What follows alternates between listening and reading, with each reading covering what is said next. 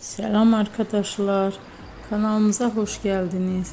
Bugün yine sizler için sevilen oyuncularımız Can Yaman ve Demet Özdemir'den güzel sempatik fotolar hazırladı. Demet Özdemir sana bir sır vereceğim. Kurt Seyit Şura, Çilek Kokusu, Erkenci Kuş dizisinde rol almış. Herkes tarafından çok beğenilmişti. Biz de sizler için onların sempatik videolarını hazırladık. Bu muhteşem videoların devam etmesini istiyorsanız bol bol yorum yazıp ve bildirimi her zaman açık bırakın ki videolarımız ilk önce siz görün.